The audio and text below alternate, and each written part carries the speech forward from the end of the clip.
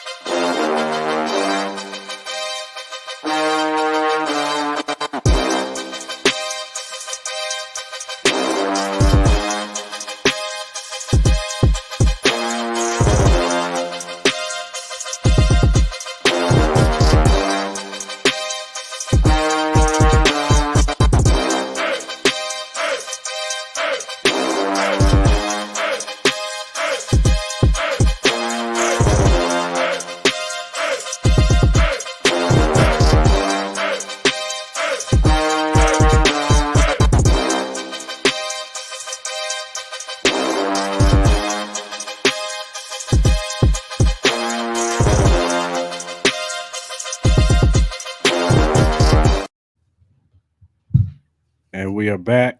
Cris and Maul podcast, episode 64, Takeover Wednesdays. Maul, what's going on, brother?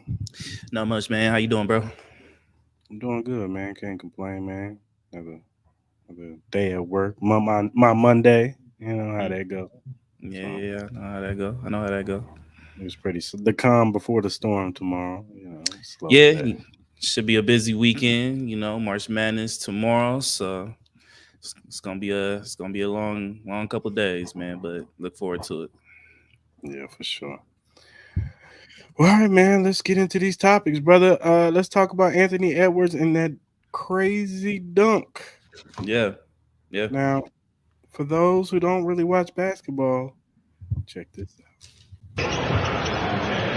Warren did not score and only had one shot attempt in that first half. Another turnover for Utah. Edwards gets it back and threw it down and one from the rafters.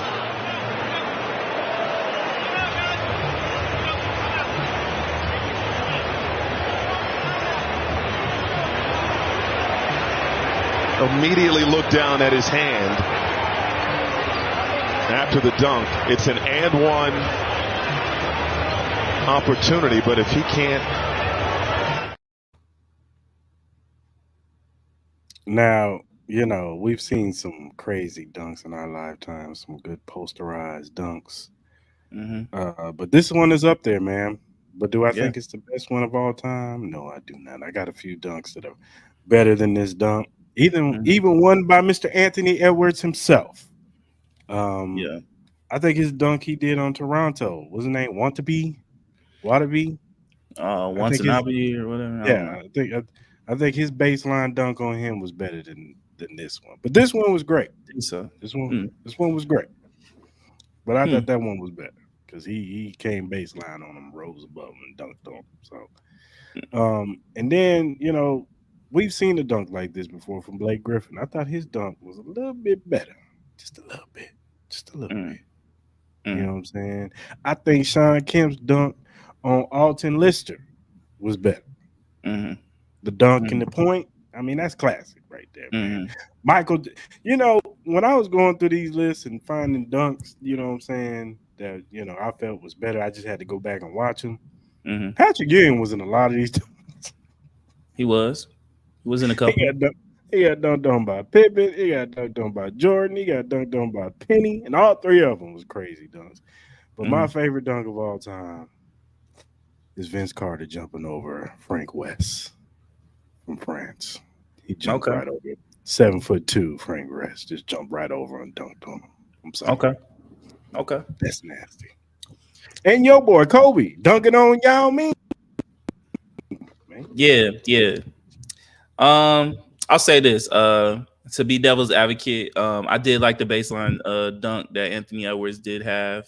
The reason why I say this one is better is one, there was no crowd when that one did happen, so the environment wasn't the same, even though that dunk was nasty. The reason why I think this dunk is up there with some of the with the more elite ones is number one, from where he jumped at, pretty much top of the key. It was a flush. Like, I get it, you know, how high he was up there, like he had to throw the ball in there. And then number two, I've never seen a dunk cause so much bodily harm to both parties in this dunk. You know what I mean? You had Anthony Edwards, who dislocated a finger. Plus, you had John Collins out for the rest of the game with a concussion. Name me a dunk that did something like that. You know what I mean? Like, it was nasty. Obviously, this isn't going to be the last time we see Anthony Edwards do anything like this. Obviously, there's so many great dunks, posterizing dunks, man, from the the beginning times of the NBA. You know, you mentioned a couple of them. You know what I mean? You also had the likes of, Baron Davis over Kirilenko. Kobe at UNLV. I was at that one where he was damn near top of the key free throw line, dunked over homie. I was there. I remember that one. We had Vince Carter over Alonzo Mourning when he, that was nasty as well. Vince Carter has a lot of them. My man DeMar DeRozan, he has a lot of posterizing dunks that are pretty nasty. Mike and all that. We D Rose over Dragic. You know what I mean? We can go on and on, man. So it's kind of hard to, pinpoint the best one. All these are great. Obviously, I think it'll probably be a little easier to do it amongst personalizing each player, like what they done accordingly. Like, I'm pretty sure we could pick the best Kobe dunk, best Michael dunk, and all that. But overall, man, it's just, this adds more to the list on adding on the reel for highlights of, posterizing dunks. Anthony Edwards is just going to be a part of that. I'm excited to see what he does in the playoffs and all that. So, man, that was nasty, though. That was nasty, man. I've never seen anybody get put in concussion protocol over a dunk. It was crazy. Which furthers my Anthony Edwards, Zion Williamson. Please join the dunk contest next year. Just give us one, man. Zion had a nice alley-oop a couple nights ago. He looking good. I know he is. He's looking better. They said he shed down by 20 pounds. He's out there balling. Yeah. Pelicans is right there. Mm-hmm. They looking really good. I'm just saying, next year, can we get Anthony Edwards and Zion Williamson in the dunk contest, please? Yeah, the ultimate dunk contest would honestly be probably a Zion Williamson, Anthony Edwards, Zach LaVine, John Morant dunk contest. That would be nasty. Even throwing McClung in there, you know what I mean? McClung does some nasty stuff too. Hell, even throwing Aaron Gordon. Do a whole, like, you know what I mean, Royal Rumble of dunk contest. You know what I mean? You win one round, next person gets called out, and just do a whole rotation. You know what I mean? So, I said they need to spruce the dunk contest up. You know what I mean? But Zion Williamson even said it, man. If you vote him into the All-Star game, he'll do the dunk contest. So I don't care if he averages 2 points a game. Just put him in there on the reserve. So. Just do it. You know what I mean? I think that should be everybody's goal, is to vote Zion Williamson into the All-Star. And, maybe he gets some more incentives on his contract where he gets some more money. So, he's kind of playing into it type of thing. But, hey, whatever works, man, to make the dunk contest more relevant again. It's kind of tough. So, we'll see. But, man, shout out to Anthony Edwards, man. That was nasty. Yeah, man. And I'm saying it now, man. This dude might be the face of the league, man. If he can win a chip, he can win a chip. I think he's more far along than. I think even if he gets deep into the playoffs, I think he could be the face. I know. Like Jordan was the face, and he didn't make no finals. I think LeBron became the face, and he didn't win no championships yet, and they was deeming him, the king, all that stuff. So, I think he could be that without all that, or without a chip. Absolutely. No, I totally agree with you. I think Anthony Edwards is the most natural fit to be the kind of face of the NBA. He has the personality for it.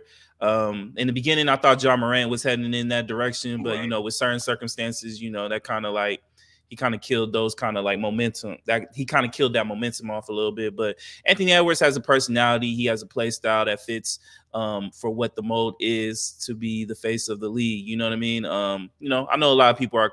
I know you hear a lot of media analysts who are kind of pressing on the situation. That's kind of been the big topic over the last month on who's going to be the face of the league once LeBron and Steph Curry and Kevin Durant, leave and retire from the league. You know what I mean? Those guys have done so much for the game that, we got to put respect on it. But, time goes on, and the NBA is going to move on. So, but I just think people need to be patient. I think there will be a natural fit.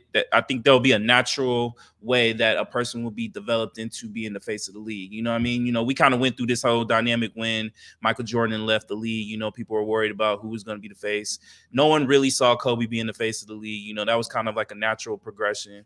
Then LeBron showed up, and then, he was kind of dubbed, being that. But we know what comes with, big expectations. A lot of people don't really succeed in that. You know what I mean? LeBron is kind of like one of the few cases where there's been so much praise on him such early in his career where he was able to be that and more. You know what I mean? I think LeBron has superseded anything that any of us could imagine from him accomplishing. That makes his career, all the shit I talk about LeBron, like, you got to put roses on his career, man. He's done something that a lot of people can't do, especially with the amount of pressure that was put on him. You know what I mean? We see the likes of Zion Williamson, and we see the pressures of that. He has so much hype. You know what I mean? So, we'll see, man. It's going to be natural, but I think Anthony Edwards is, as we both agree, is definitely heading in the right direction for sure. Yeah, for sure. Let's talk a little Uber and Lyft. Uber and Lyft is leaving Minneapolis. Now, they just recently had a bill is going to go into effect on May 1st. Yeah. Where they get paid minimum pay of $1.50 per mile and 51 cents per mile for rideshare drivers with a $5 per ride minimum. The city council voted to override the mayor's veto of the ordinance and prompting Uber and Lyft to threaten to leave the region in response. So Uber and Lyft do not want to pay these wages, and they said, if you don't turn this around, it's a dub. Yeah. What's your thoughts on that, player? Like, obviously when you look at it, it sounds pretty messed up. You know what I mean? Them not being able to pay $15.75 an hour for the driver. I understand other arguments that it's not like a normal type of job. It's not like it's the type of job where you kind of like clock in and all that. You know what I mean? Like, you work when you want, you work however long you want to, you know what I mean? So, and then obviously, fares are different, per peak time and all that. So I get it in a sense, you know what I mean? But, Uber and Lyft are multi-billion-dollar companies. They should be able to figure out a way, if not the $15.75, even though I think that's nothing, me personally, but there's got to be a way to figure something out to the point where these people can be able to, get paid a little bit more, a whole lot more for their services. That they're raking in so much money for these companies, man, that they should be able to work something out. Like, the greed is getting a little ridiculous, but I could see a situation where maybe one of these companies leaves Minneapolis, and the one, like, I could see like maybe Uber leaving and then Lyft saying they're going to leave, but in hindsight, they're really going to stay so they can really collect all that business that Uber's really technically trying to leave, which I really don't see that happening. I think this could be like a big time bluff for me personally, but if they really do decide to leave, man, if both of them decide to leave, somebody's just going to have another third party style type of, pickup service for people that they're just going to come in, they're just going to rake all the money in themselves. So, that's just kind of how I view the thing right now. Yeah, I mean, I'm with you. They're $1 billion company. They can afford to foot the bill. But if they want to be sticklers about who they pay the 15, was it 75? You said? Yeah, it's I think the minimum wage is up to like $15.75. Yeah. Well, won't they just do it to where you got to work a certain amount of hours to get that $15.75? Yeah. If you work 6 to 8 hours, you get that. Yeah. If you work anything under that, you're not getting the $15.75. You get the regular pay scale that we've been giving you. So if you work 4 hours, you get the regular stuff. But if you work over that, you get the 1575. I mean, I think that I can see something like that working. You know what I'm saying? Like something like that. I think that could be a happy medium for everybody. They don't feel like they dishing out 1575 for somebody who works 2 hours. Like, Absolutely, you know what I'm saying? Yeah. Or an hour. You know what I'm saying? You work 6 hours straight doing Uber all day, you know, from 9 till, you know, whatever. And then boom, you know what I'm saying? You get the 1575. You know what I'm saying? I think that's fair. I think that's fair. Nah, for sure. Especially, you know, people are using their own cars and all that. I'm not really too familiar on the whole situation on, you know, how it comes. Like, you know, if Lyft and Uber have like certain discounts for the maintenance of their cars and stuff like that, or for gas and all that. Like, obviously, that's coming. A lot of that is coming out of their pocket as well. So I'm not too really familiar with that, but you know, I totally agree with you. There has to be a happy medium amongst both parties. I think Uber and Lyft can easily find a easy solution. That's what you have people you pay for to find solutions like this when problems like this arouse. You know, economy is struggling, man. You know, everything's rising. People need to put food on their table, and you know, if it costs, you know, paying these people a little bit more, then so be it. You know what I mean? You gotta understand they're the meat of your company. They're the meat of why your company is making all this bread. So, you know, it's a multi-billion-dollar company. And figure it out. Right. No, I agree. All right, man. Let's play a little pick a stick. Let's do it. Now, Aaron Donald just recently retired. He's highly regarded as one of the greatest defensive linemen to ever play the game. So I'm going to name some all-time greats, and you're going to tell me if you'll take Aaron Donald or this player. Okay. So I'm going to kick it off. J.J. Watt. I'm taking Aaron Donald. Bruce Smith. I love Bruce Smith, but I'm taking Aaron Donald, man. He was just a freak, man. Getting triple T, man, it's crazy. Warren Sapp. Warren Sapp was really good, but I'm taking Aaron Donald. Aaron Donald was more of an athletic freak than Warren Sapp, but Warren Sapp was pretty good. Well, Reggie White. I gotta go with Reggie, man. Reggie was one of the all-time greats, even though Aaron Donald's up there with him as far as status, but Reggie White was different, man. You know what I mean? He's probably one of the best defensive players of all time. So I'm gonna go with good old Reggie White. Derek Thomas. Man, Derek Thomas, man. It was sad to, you know, see him in his career get cut short off the situation that he went through. You know, hopefully he's resting easy. Great defensive player, but I'm gonna go with Aaron Donald. Just on the very sensitive fact of his career, you know, the longevity of it and stuff like that. But Aaron Donald was a freak, man. You know what I mean? So, but Derek Thomas was it. LT. Gotta go with LT, man. LT was LT and Reggie are up there. I think LT was the best defensive player of all time. No disrespect to Reggie, but LT was different. Even with all the drugs he was doing and all that, you could not stop this man. This man was a crazy lunatic, bro. So he was one of the best, and it's gonna be hard to touch him. You know, a lot of people try to, you know, compare Micah to him, and I see a little bit of it, but he's not LT, man. I'm sure we'll see somebody that gets up there to the point of LT, but I haven't seen it yet, man. But LT's that guy, so I gotta go LT. Ray Lewis. Man, I like Ray Lewis. I really do. Even though his past history and all that, great player, but I'm taking Aaron Donald all the way. Derrick Brooks. Derrick Brooks was nice, man. He was really nice, though. I think he was one of the more important pieces on that Bucks defense when they won the chip. It's really close, man. I'm not even gonna lie, but I'm a edge Aaron Donald just on the importance. I get it. I get the times are a little different, but the importance of what Aaron Donald brings to the team, the type of command, like offensive lines, like my man was getting triple team, dog, and he was dominating even in that aspect. He didn't really have a lot of help. He didn't really have a great second guy next to him, and he still was able to put up all those numbers, man. So I'm gonna go with Aaron Donald, but no disrespect to my man Derrick Brooks, but I'm gonna go Aaron Donald. All right, man. That's all I got right now. What about you? Would you switch any of my picks from Aaron Donald to that person?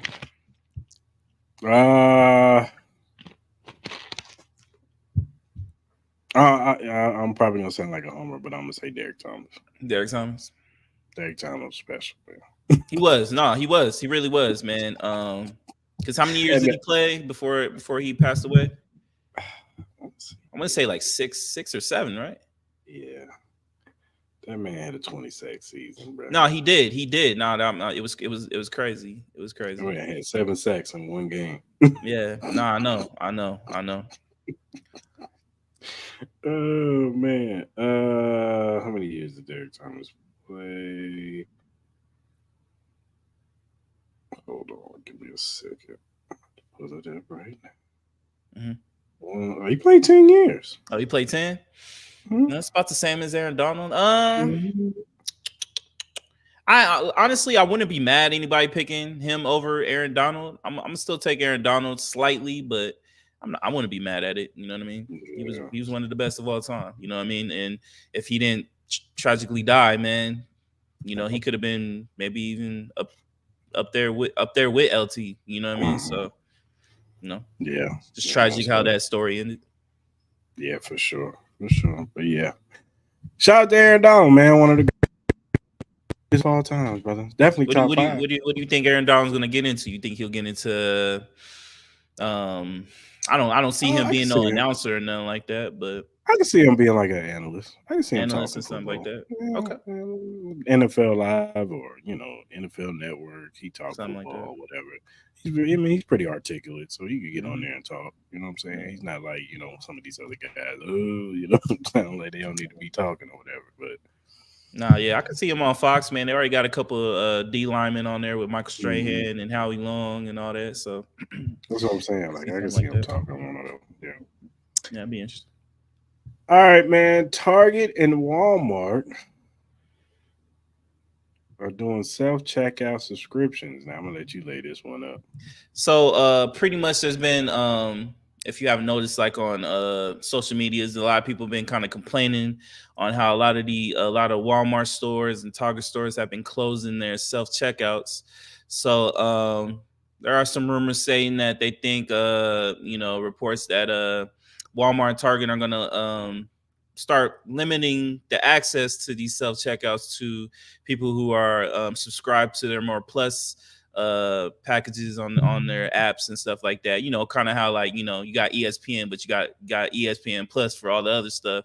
Kind of like something like that. So people have been kind of complaining about it. Because it's kind of like you really don't have too many people in the checkout lines. Actually helping out. So lines are a little bit longer. Checking out is a little bit longer. I do understand certain aspects of self-checkout where, a lot of people tend to steal stuff, kind of like in the high, we're in the prime stages of, people, I think theft is really on the rise. We kind of see it in, California where, people are robbing Gucci stores and Apple stores. I know we've been having problems over here on our Apple store, especially, in Summerlin. And, we have like, obviously the car situation with certain Hyundais and stuff like that. So I understand it, but I also understand the, kind of the annoyance of not being able to have the opportunity to pick or choose which one you rather do, whether it's self-checkout or regular checkout. So that's just kind of what's going on right now. Man, that's crazy.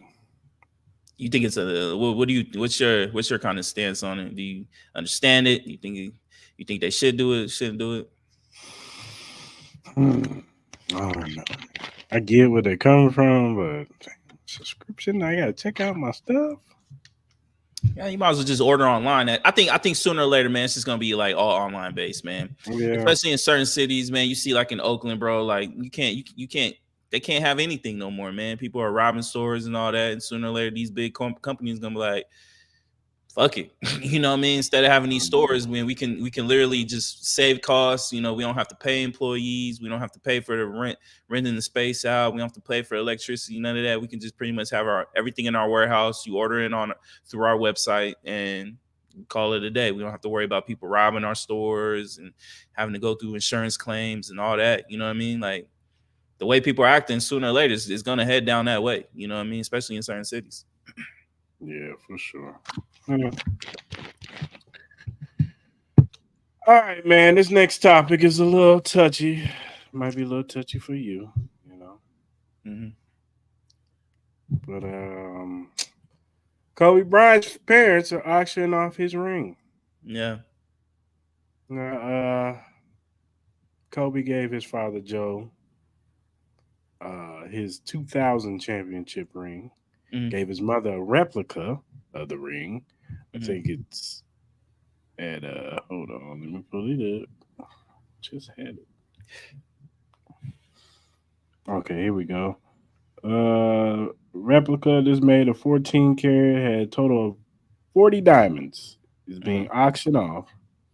And the parents are getting a lot of backlash. Now, if you know anything history about Kobe and his parents, they weren't on the best of terms. Mm-hmm. They didn't agree with him and marrying Vanessa. They Mm-hmm. did not show up to his wedding. Mm-hmm. So him and his parents were not on the best of terms. Now, I don't know how they were before he unfortunately passed away, Mm-hmm. but from what I'm hearing, is it still wasn't on the best of terms. Uh, what are your thoughts on this situation, sir? Obviously, it's to me. I think it's sad. You know what I mean. Obviously, with the light of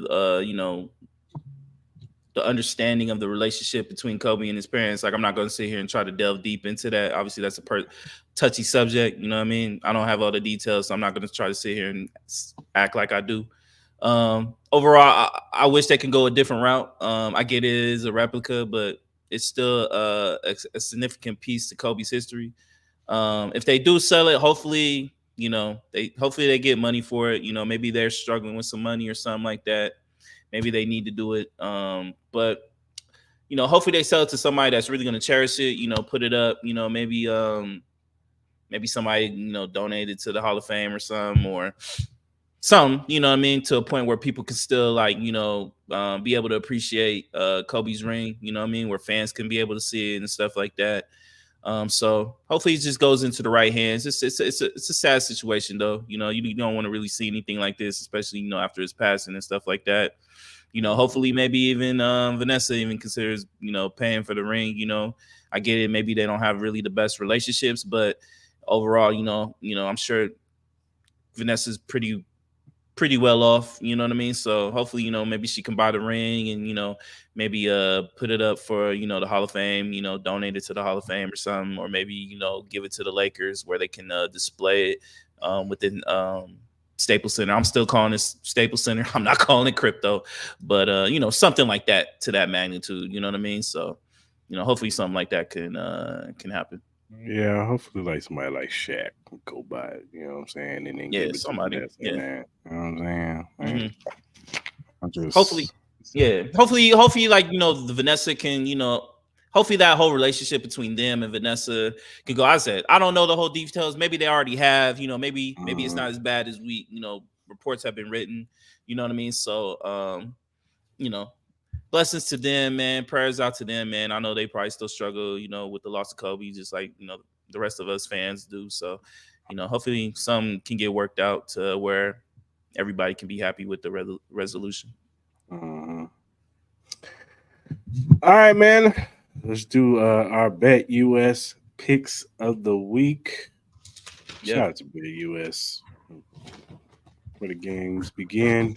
If you go to our Twitter page and our YouTube page, you see the link to Bet US. You click on the link, you get 125% sign-in bonus, man. Yeah. That's up to 3, risk-free bets and a 10% gambling bonus. So, gambling insurance bonus, should I say? So, what's your Bet US picks of the week, sir?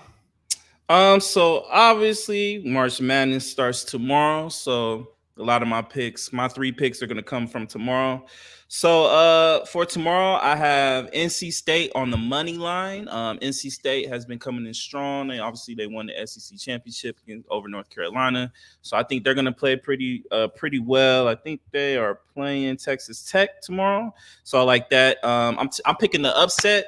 Sanford money line over Kansas. Kansas is going through a lot of injuries. I'm not really a fan of their bench. Their bench is pretty weak. They're missing a lot of key players. Sanford, they're a pretty fast team. I think they're pretty good. So I'm going to take them. And then I'm going to take Oregon. I think Oregon has been playing well. They got one of their better players back. So I'm taking them on the money line as well. So I'm still in shows, money line theme. So everything's all money line. So those are my 3 bets. All right, I got my 3. I'm taking Texas -2.5 over Colorado State. I just think they're the better team. It is what it is. I'm going with Sanford +7 over Kansas. I'm gonna take the points just to be on the safe side. Kansas can still pull it out. You know what I'm saying? This is Bill Self we talking about here. But I will take the +7, even though it would do me great joy to see Kansas lose tomorrow. Don't be surprised. I'm taking Gonzaga 6.5 over McNeese State. Okay. Yeah. Not mad at that. I like those. Shout out to Bet Us, man. Shout out. Man. All right, man. Stephen A's most exciting NCAA men's basketball player of all time. I'm gonna let you lay this one up. All right, so earlier today he did his most exciting NCAA men's basketball players of all time lists, his top 5. So his top 5, going from 5 down. And I want your reaction to this list. Number 5, he had Allen Iverson. Number 4, he had Chris Jackson. Number 3, he had Michael Jordan. Number 2, he had Kenny Anderson. And then number 1, he had Pearl Washington. Here's my thing about that list. Yeah. A lot of them players I ain't get to see in college. Jordan was in college like 82, man. Like I was born in 82, so I ain't get to see Jordan. I got you. Only person on that list that I agree with that I actually saw was Allen Iverson. Okay. I remember when he was at Georgetown and he was bald. Yeah. You know what I'm saying? So yeah. I get all that. But I got to go with Chris Webber in Michigan, man. Chris Webber in Michigan. Okay. You got any Larry more? Johnson and UNLV. Stacey Ogman. Come on, man. What we doing here? Nah. Brent Hill and Duke. Yeah. Christian Leitner. Come on, man. I got you. I feel you. Like I think for Stephen A in his time, I think this list is probably perfect. You know what I mean? Like hold on. Derrick Rose in Memphis. Right. No, I feel you. KD in Texas. I got you. I think Kenny Anderson. Is a really good choice. I think Kenny Anderson was amazing. Michael Jordan. A lot of people are going to have Michael Jordan on the list just because of the allure. But I do agree. Allen Iverson needs to be top 5. Allen Iverson was at Georgetown was much seen. Obviously, in the likes of my time, you had the likes of Cardiac Kemba Walker, man, all them buzzer beaters he had.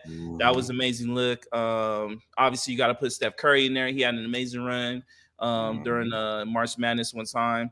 You even got to put the likes of Jimmer Fredette, man. Jimmer Fredette was doing some crazy stuff, man. He was kind of like, he was killing. You know what I mean? He was putting up like 40 points. Obviously, his career didn't really turn out the way a lot of people thought it was going to do. But, during college, he was pretty amazing.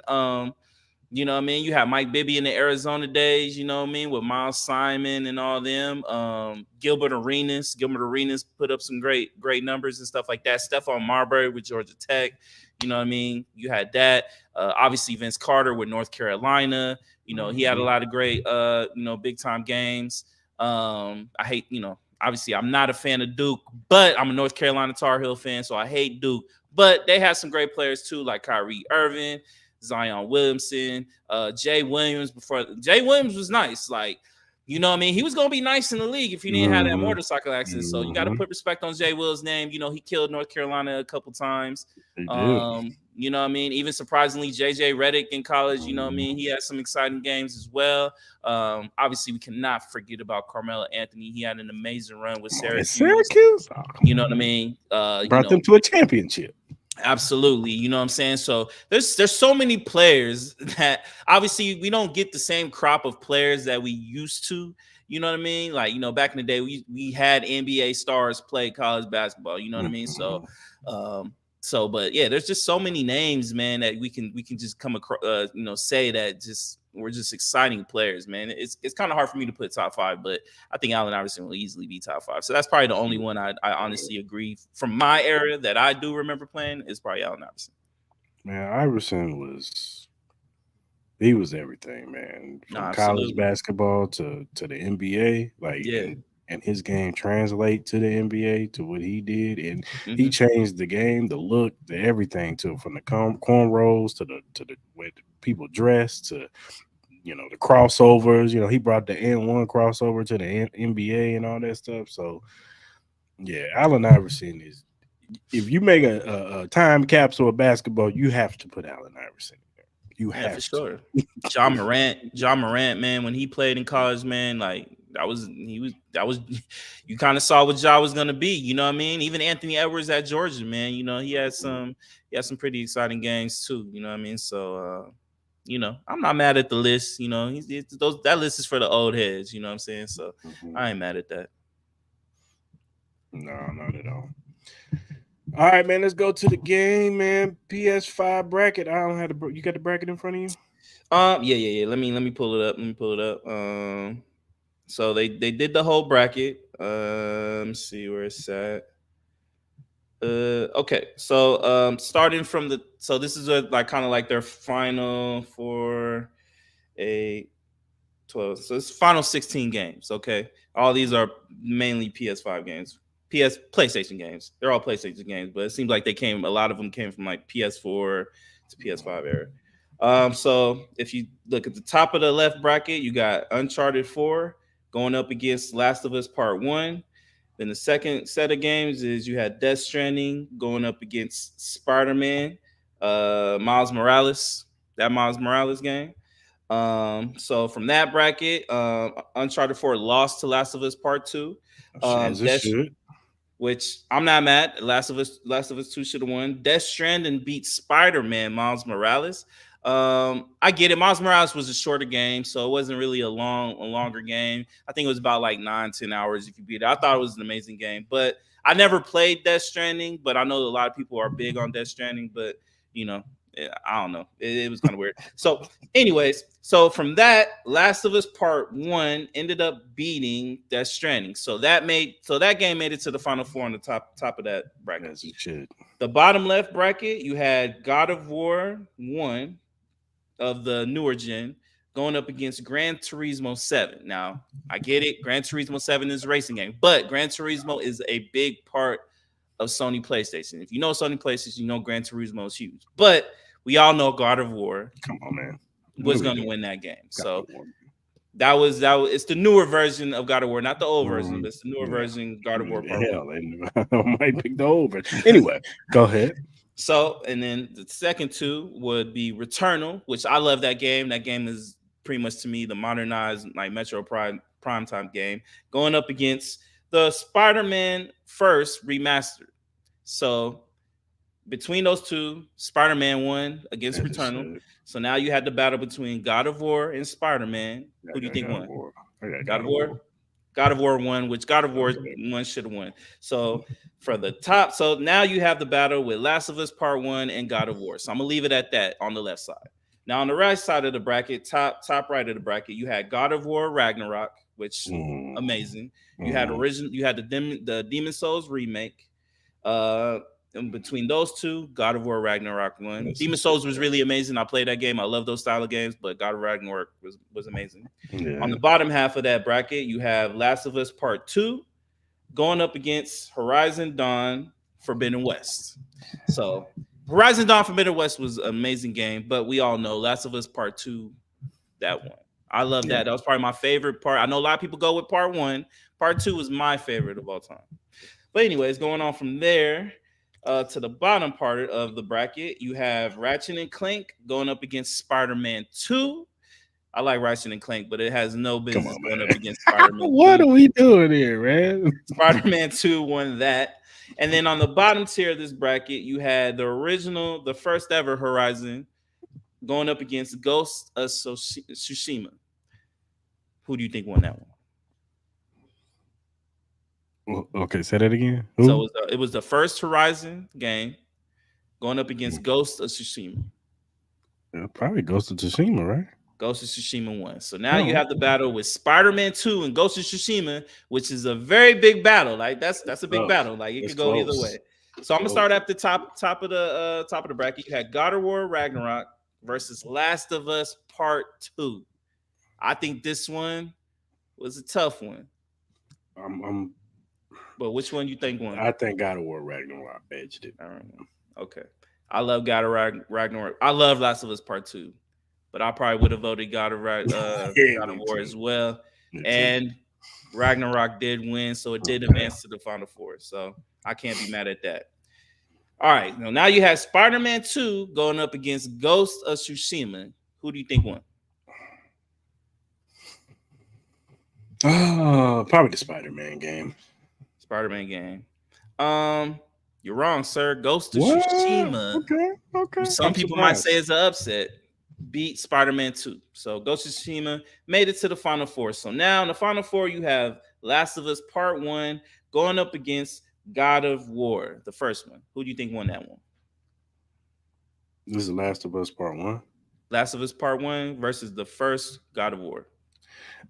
My personal pick would have been Last of Us, but I think God of War won. You are correct, sir. God of War did win. Last of Us did lose. So I was surprised. But I figured Last of Us. I think Last of Us is kind of a cult following type deal, whereas in God of War is like more. I think it's a little bit more with the show. Last of Us is starting to get out there, but I know a lot of people who have never played the game and have watched the show and like, well, I love the show, and then go back and play the game. But I think a lot more people know what God of War is, so I'm not surprised. Okay. So now on the other side of the bracket, we have God of War Ragnarok versus Ghost of Tsushima. God of War Ragnarok. You are correct. So now we have the battle of the God of War. Santa Monica's looking good, man. They won. I thought at least one Last of Us would have made it because I think Last of Us and God of War are just very pinnacle to Sony PlayStation. So I think the way they did the bracket, I think it's a little fucked up. I think they should have did both God of Wars on one side. On one side, compete one another, and then the other Last of Us to compete with one another to just make it a little bit more fair. I agree. So now we have the first God of War, the new version against God of War Ragnarok. Who do you think won? Everybody's prisoner of the moment, so I'll say Ragnarok. You are correct, sir. God of War Ragnarok is the winner of the best PlayStation game of all time. What are your thoughts? You got the whole list. You got the winner now. Do you agree, disagree? What's your thoughts? I'm not mad at it. Okay. Do I think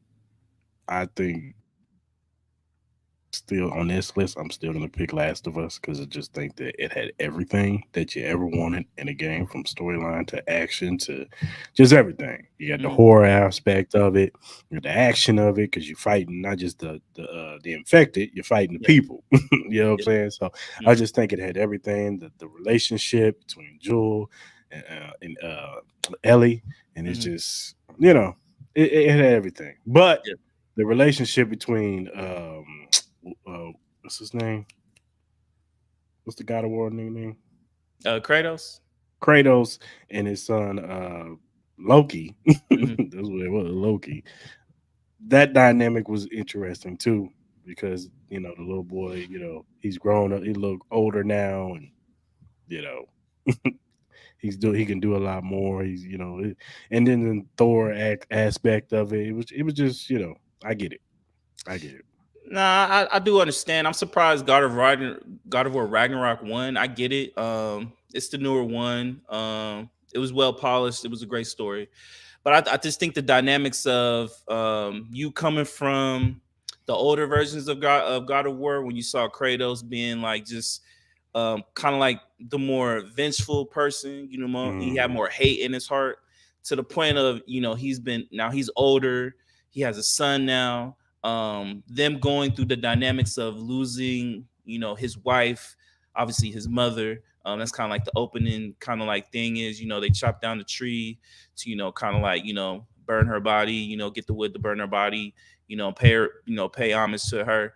So you kind of see that dynamic of them trying to like cope with the loss of an important family member, pouring love in their life, to now him being the sole parent and him kind of like, battling himself, like from his old ways to becoming a father, to becoming more of a nurturing parent. You know what I mean? He was always known as being a very kind of like stern father, more military style, dictator as far as like within the family dynamic.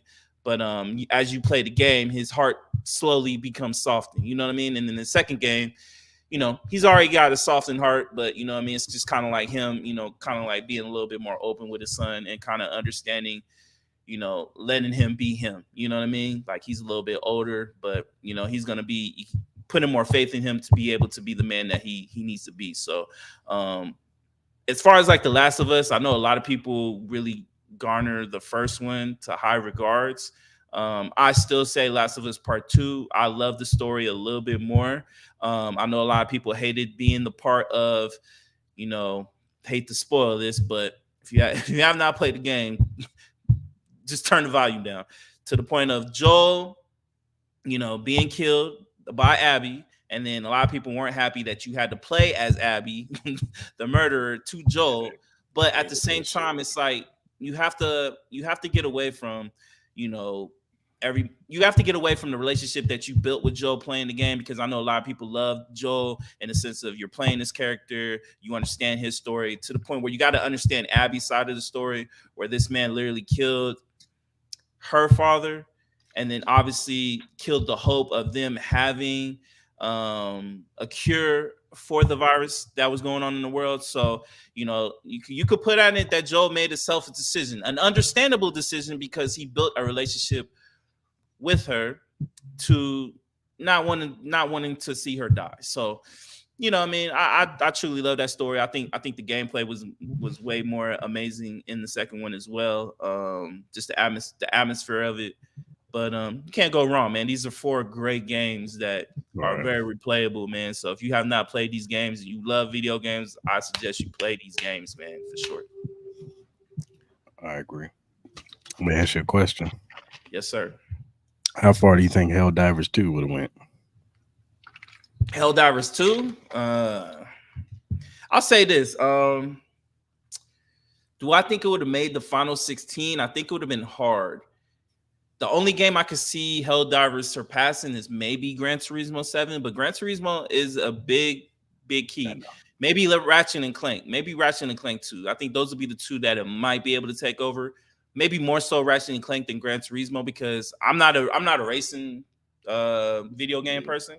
I do like it in the arcade, but at home I'm not really a racing type of style person. But there are a lot of people.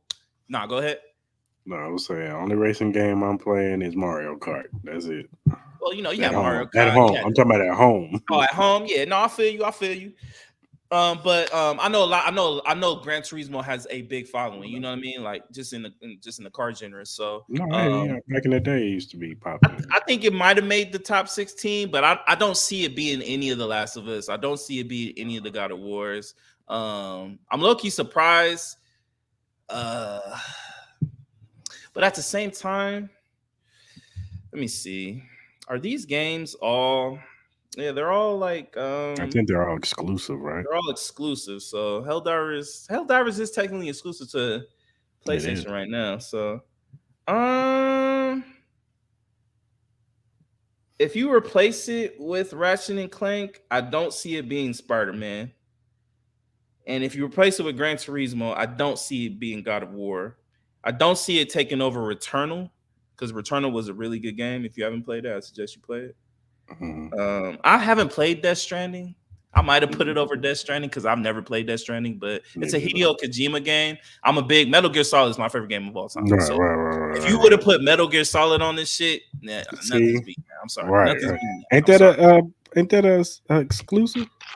The first one was an exclusive. The first Metal Gear Solid was an exclusive. I think Snake Eater and all that. I think it was on Xbox. I think it was on Xbox or something like that. I think it was. Yeah. When's the remake come out? I think it comes out later this year or beginning of next. But I've been seeing a lot of clips of it. A lot of demo play. Man, it looks really good, bro. It looks really good. If you haven't seen any of the demo play, Look it up. There's also another video game that they released a demo play of. I don't know if you've seen Marvel 1943, the Black Panther, Captain America. Have you seen the trailer? That shit looks crazy. The graphics look nuts. That shit looks nuts. If that's really what it's gonna look like, woo, that game. Racist Captain America chasing out the Black Panther. Nah, yeah. The homie that was in Walking Dead. I forgot what character he played in Walking Dead, but he's the character. He's playing Black Panther, so he's playing. He does a lot of voiceovers too. He does a lot of voiceovers. He does. No, he's a good actor. Yeah, he does cyborg voiceover a lot on that stuff. So. Okay, cool. Yeah, so I'm trying to see that, but man, I'm not mad at this list though. Again, I wish they would have added Metal Gear on it, but we'll see. Maybe Helldivers gets added on in the next list. How many awards you think Helldiver wins next year? For like I definitely could see it winning one for like multiplayer style for a multiplayer game. I don't know if they have. I think it's gonna be up for Game of the Year too. You think it'll be up for Game of the Year? I can see it. This shit is growing, bro. I got a Helldiver story in open convo. Okay. No, I definitely could see it winning some awards. I'm not really too sure what big games come out later this year at all. Obviously, we'll know more with Summer Game Fest coming up soon, so a lot of games will be getting announced. But there's really no big games I could see like taking it over. Like I don't see any Nintendo games coming out. The only big Xbox game I know is Hellblade.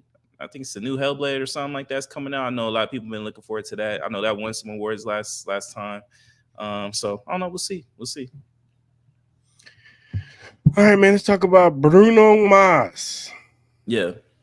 Well, supposedly there was a rumor out there that Bruno Mars owes $50 million in gambling debts to the MGM, and that the MGM pretty much owns him. Mm-hmm. Now he does a residency out here. Yeah. And I forgot how much he got paid. But he gets paid like $90 million. Yeah, $90 million. So subtract 50 from that. Yeah. And they said he pretty much owns him. Now, MGM has later come out and said this is not true. But why would they tell the truth? Really? Like, why would they say, yeah, we own this motherfucker? Yeah. I ain't gonna say that shit. Yeah. So what are your thoughts on this whole situation? I believe it. I've heard little things here and there. I'm not gonna say anything. Like I ain't gonna say anything, but I'll say it this way.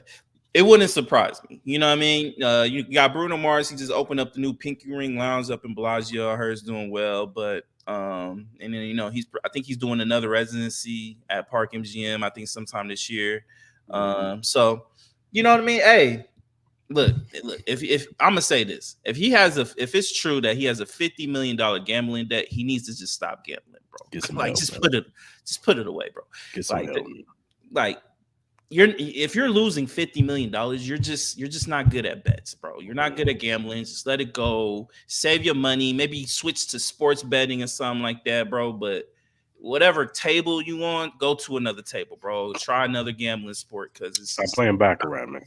Yeah, man. Just don't do it, bro. Like you know what I mean? He's like a baccarat player. Maybe, baccarat, it could be some craps, you know what I mean? Could be some pie gal, you know what I mean? Maybe even throw in a little poker. I don't know what he plays, but to be $50 million in debt is crazy. That is crazy. I don't know. Probably blackjack. He plays blackjack. Yeah, you know what I mean? Like you can go through money pretty fast in blackjack, but man, it's just crazy. $50 million debt is crazy if it's true. That's just wild. Yeah. But MGM will never say anything. So yeah, they're not gonna come out and be like, "Yeah, man, we own this motherfucker. He owns us $50 million. Nah, and we gonna get every motherfucking penny of that shit." Yeah, they'll be liable for something if they did that.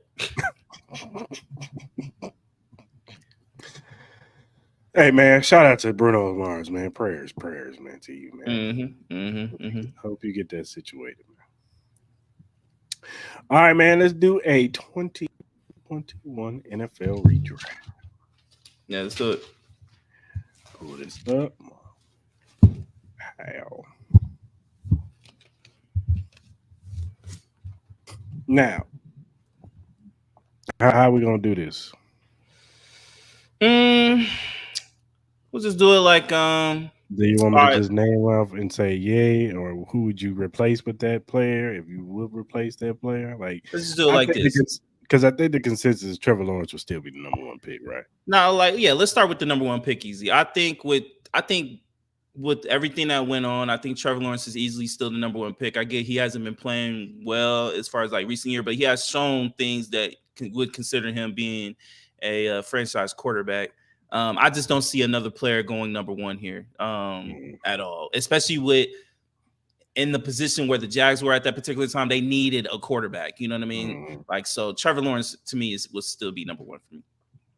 All right, so number 2, Zach Wilson. That's obviously a horrible pick. Yeah. Personally, I would put Justin Fields right here. No, I totally agree. I had Justin Fields too. I think the Jets would look for a quarterback still, even if they were able to redo the draft. I think Justin Fields being in this particular system, maybe it might help, but he might be the same player that he was in Chicago. But yeah, I totally agree. I had Justin Fields too. Then you have Trey Lance going to San Francisco. Now, Trey Lance has not worked out. He didn't work out in San Francisco. He is the backup at Cowboys. We still don't know what's up with Trey Lance, but right now he's a bust. Yeah, he is. So I would probably go with Michael Parsons right here. All right, look, I was struggling with the 49ers pick, so I'm not going to put a quarterback here because there's no other quarterback. I think when you look at the quarterbacks in this draft, it was fucking terrible. It was really bad. Minus Trevor Lawrence, everything else was just pretty bad. So I kind of struggled with either putting Patrick Surtain here or Micah Parsons, just in the sense of like, I think the 49ers could have had Patrick Surtain here. You already had Bosa here, but I just figured pairing Micah Parsons with Bosa would have just been too nasty to pass up. So I agree with you. I think we're 3 for 3 as far as like guessing. I have Micah Parsons here too. When I really thought about it, at first I put Patrick Surtain just to have like that balance of a top cornerback with the top D lineman, but I was like, nah, it would just be too nasty to have Micah and Bosa, and then plus Micah's everywhere on the fucking field anyway, so it kind of helps out. So yeah, I have Micah at number 3. Then you got Kyle. Now Kyle Pitts at Atlanta is interesting because I think Kyle Pitts is actually a really good player. Yeah, I just think he got misused. He's had injuries too. So I'm not mad if somebody says still pick Kyle Pitts. But for the sake of argument, I'm gonna say Jamar Chase. Dog, did you look at my fucking list? Like we're 4 for 4, dog. I kind of said the same shit when I was like really looking. I was like, Kyle Pitts hasn't really shown anything. I just think the fit with the Falcons just did not work. So then I was like, they're gonna pick another offensive player. They needed another offensive player for this team. They needed like they still had Matt Ryan at the time. I get Matt Ryan was probably in his worst stages at that point, but there was no quarterback to put up in here. So then I was like, kind of going back and forth between either Jamar Chase or Amon-Ra St. Brown, but I ended up going with Jamar Chase right here. I was like, he was just too big time of a player to pass up. So yeah, we agree, number 4. So with that being said, now the Bengals. I get it. You want to get as much weapons as you can for Joe Burrow, but what's the biggest problem with Joe Burrow? Can't protect this mug. So I'm putting Pernell Sewell there.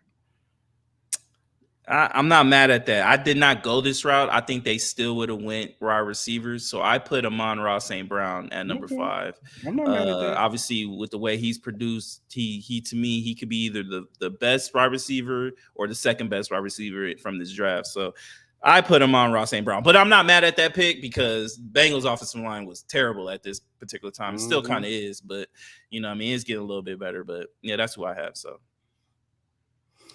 then we go with the 6 picks, the Dolphins. They put Jayden Waddle. I'm actually going to stick with that pick. I think Jayden Waddle has been really good. I mean, even before Tyreek Hill was there, he was actually still a really good player.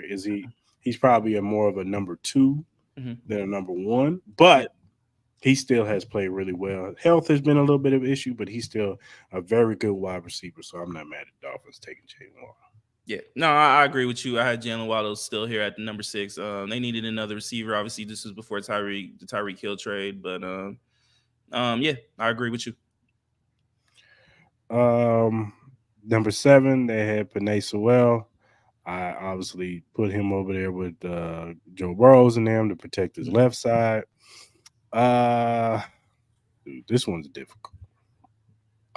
But since they need help on defense, I'm going Patrick Surtain. Okay, I'm not mad at that. For this one, I kept Penei Sewell there. I think obviously, we had the difference of opinions as far as like with the Bengals selection, but just where everything landed, I think they still take Sewell. Sewell's one of the best offensive tackles in the league right now. So yeah, for sure. Number 8, J.C. Horn to the Panthers. J.C. Horn's actually a really good player. Mm-hmm. So I'm not mad at them picking him right there. I'm gonna keep him right there. Yeah, this one I had the Panthers taking Pat Surtain. Pat Surtain moved up. In the original draft, Pat Surtain was the draft pick right after this. So I think J.C. Horn is a good cornerback. I just think with the injury history, I think Patrick Surtain just proved to be the better cornerback. Right. So I had him going at number 8. So number 9, Denver Broncos. This is a tough one, man. But I'm gonna go Kyle Pitts right here. I'm gonna go Kyle Pitts. Yep, I'm gonna go Kyle Pitts. Okay. Why'd you play Kyle Pitts there? I mean, just a weapon in the middle of the field. Who's the quarterback at this time? Was Drew Lock? I think it was Drew Lock. I want to say. Nah, was it Drew Lock? I'm not sure. I'm not sure who it was. Whoever the quarterback was, they get a weapon. Yeah. So with this one, when I was looking at their roster back in 2021, I ended up putting Rashawn Slater here. Okay. They needed it. It just looked like they needed some O-line help when I was looking at the roster. Yeah, I put Rashawn Slater at number 9. Number 10, Devontae Smith. I think consensus is he's like Jalen Waddle to me. I think he's been a very good player for the Eagles. I'm not mad at them picking him, so he's definitely gonna stay at number 10 for me. Yeah, no, I agree. I had Devontae Smith as well. I was trying to see if there was any other players they could use as far as like when I looked at their roster, but their defense was pretty solid and stacked at that time. Obviously they didn't have a receiver. This was before the AJ Brown trade. AJ Brown got traded the next year, so they had Jalen Hurts. So yeah, I stuck with Devontae Smith. Number 11, Justin Fields. I obviously we both put Justin Fields at 2 with the Jets. So I guess I'll put Rashawn Slater here just to beef up their offensive line. I don't even know who the quarterback is at this time. I think it's still Mitchell Trubisky. Yeah, it was Mitchell Trubisky. So why not protect him? Go and get Rashawn Slater. Yeah, this one I put Jalen Phillips there. Help beef up that D line. Obviously Jalen Phillips is proven to be a really good player. So obviously, injury problem, but I put him at 11. So 13, number 12, you had the Dallas Cowboys taking Micah Parsons. Now, of course, you would keep Micah Parsons right here, but seeing that we both put him with the 49ers. This one's difficult. I don't know. There's not really much to pick from. But I'm gonna put Jalen Phillips right here. Put Jalen Phillips, beef up their defensive line. Since they didn't get Michael Parsons, I'll put Jalen Phillips next to Dexter Lawrence and let them rush the passer. Okay. So when I was looking at Dallas's team, I was looking. There was a couple holes they could put, but for the next best player that I thought that came from this draft, I put Nick Bolton. Help beef up that linebacker core. So I put Nick Bolton at number 12 to the Dallas Cowboys. You have Vander Esch, but Vander Esch has had a lot of neck injuries and stuff at this time. So I think Nick Bolton would have been a perfect fit here at number 12. for sure. Number 13, the Chargers. They had Rashawn Slater, seeing that I put Rashawn. What I put Rashawn Slater with the? Put him with the Bears, right? Yeah, Bears. Yeah. I'm going to take.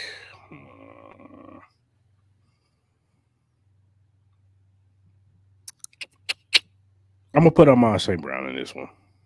Okay. Yeah, I'll put Amon St. Brown right here at Okay. this spot. Put him with Mike Williams and Keenan Allen. Okay.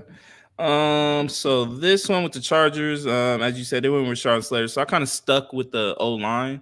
So you probably would have been mad, but I'm gonna give him your boy, Creed Humphrey. I gave him Creed Humphrey. Give him a center, man. Get him ready for beef up that O line, man. Creed Humphrey's probably one of the better centers in the league. So that's another one of your boys I took off your team and added to somebody else. I bet you like that. The Jets, they put Elijah Vera Tucker. I think he's been a decent offensive lineman. Yeah. So I'm gonna keep him there. I keep Vera Tucker there to protect Justin Fields. Okay. So number 14, Jets. Like you said, they took Elijah Vera Tucker. So I ended up putting Christian Darrisaw. He got picked by the Vikings at 23. Christian Darrisaw, he's been one of the better O linemen I think that came from this league. PFF has him ranked pretty high as far as like his pass protection and all that. So I put him at number 14 with the Jets to help out that O line situation. Number 15, they picked Mac Jones. Obviously, that was a horrible pick. So we're gonna take him out. And man, this is bad.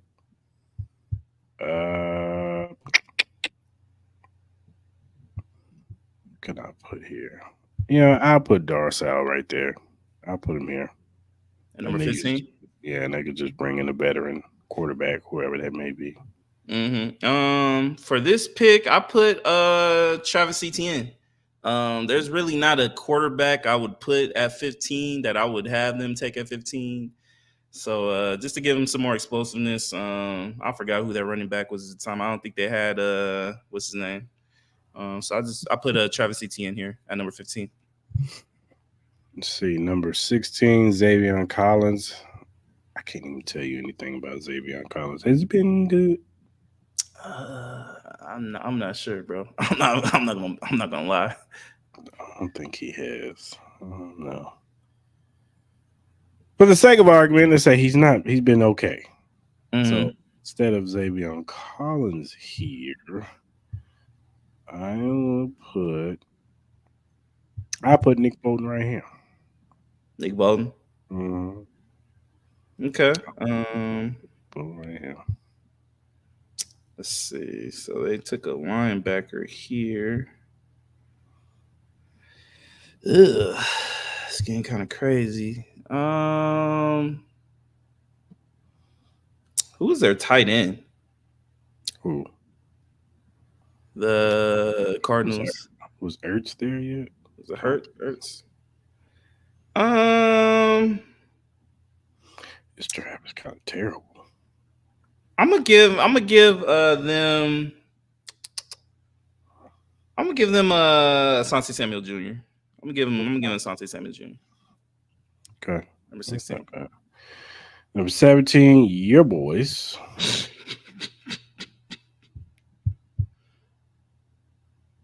I'm gonna give you guys, because Alex Leatherwood was not it.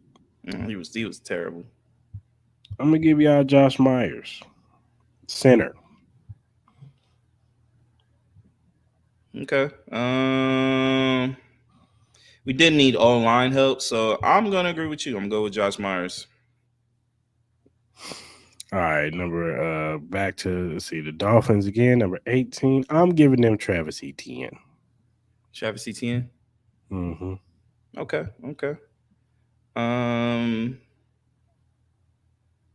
Let's see. This one, it's probably gonna surprise you. I'm gonna give them Najee Harris. I think they take Najee.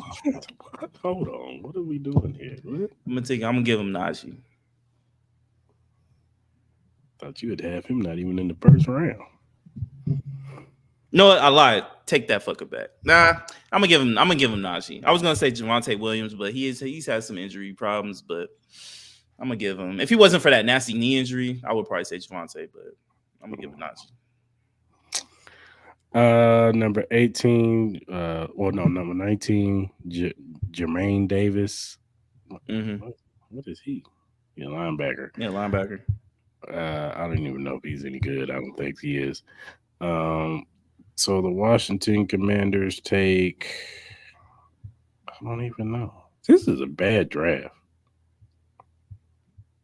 It's not really that good. Like, I'm looking through this thing and it's like, damn, I can't see not one person I'm gonna take. I put Creed Humphrey right here.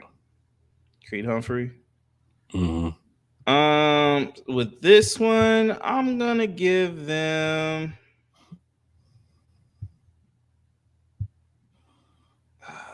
Who's their safety? Who's their safety at that time? Who? For the Commanders. Wasn't it your boy? No, that wasn't him. I don't think that was him. I don't know. I don't know who it was, but I'm gonna give him Trayvon Moehrig. Give him Trayvon Moehrig as their safety.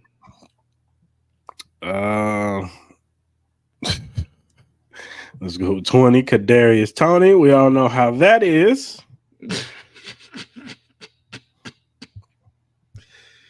Yeah. That went. So I'm going to give them. You know what? I'm going to give the New York Giants Nico Collins. Nico? Mm-hmm. Okay. This one I gave them Pat Freiermuth. I gave him Pat Freiermuth. Nice. Tight end, you know what I mean? Obviously, we see how he turned out to be. So, that way y'all don't have to take Darren Waller from us. You know what I mean?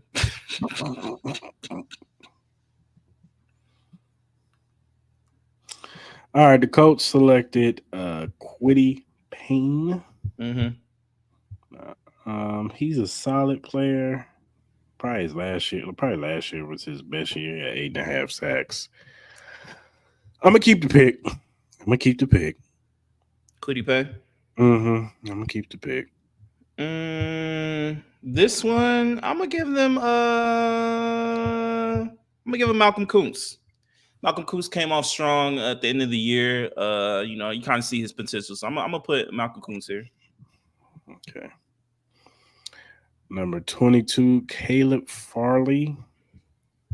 DB. I don't know if he's any good. Is he any good? I haven't really heard too much. I think he's all right. I'm gonna go. No, I can't do that.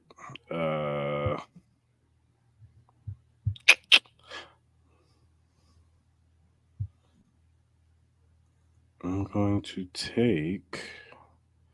Man, this draft is terrible. It's pretty bad. Like this. Now I'm gonna give them Asante Samuel Jr. That's what I'll do. So this one I'm gonna try to stick on the defensive side since they took a defensive player. So I'm going to give them.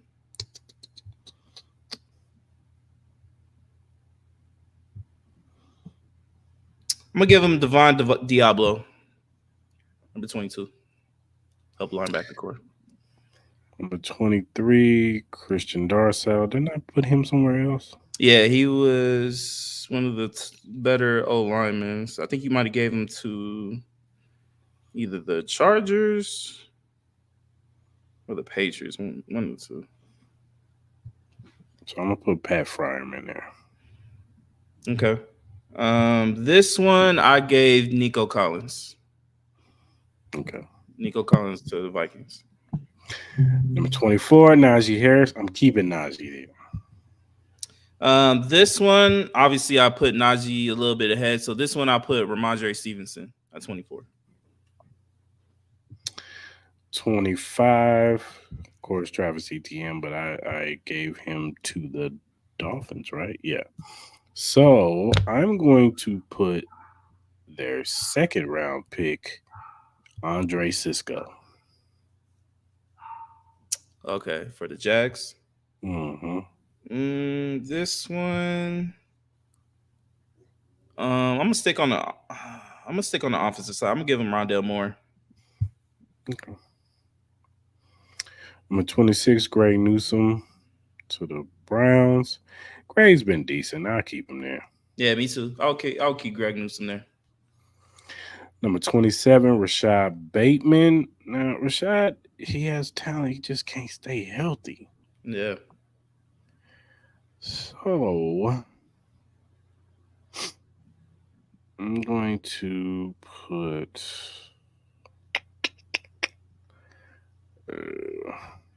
You know what? Since he's already there and he got traded there and he actually had a good season for them, I'm going to put Elijah Moore there.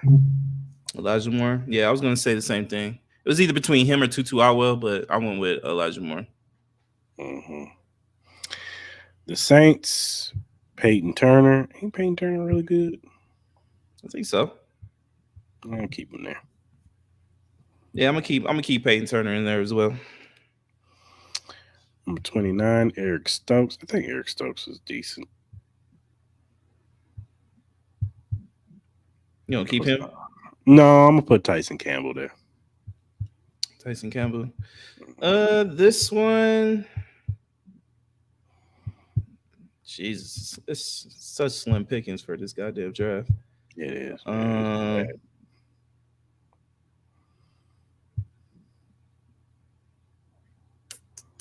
right, the Green Bay Packers. Jesus. I think I'm gonna go with.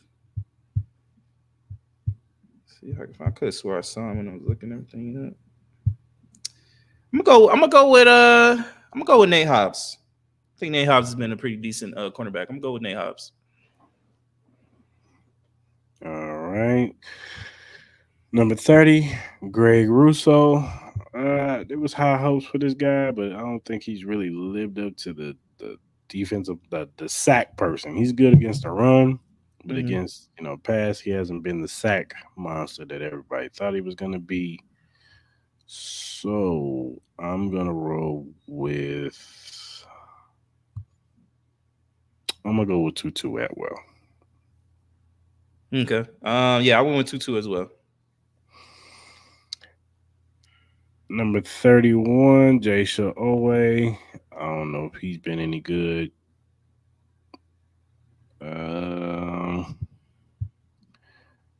So I'm going to put.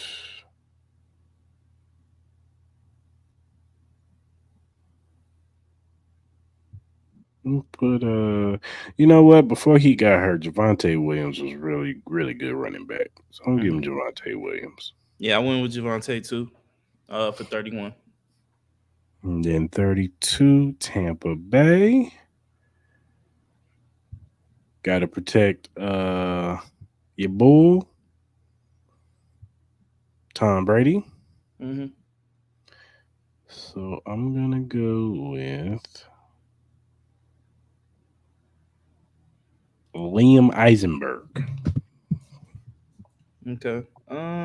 This one. So this one was tough. I was thinking about putting Hufanga there, but I think they already have Winfield at this point. So obviously they probably wouldn't do that.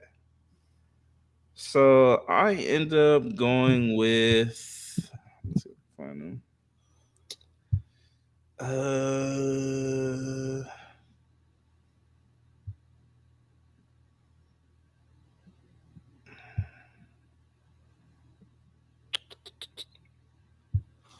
I mean, I wanted my Chiefs to get Dommy Brown, boy.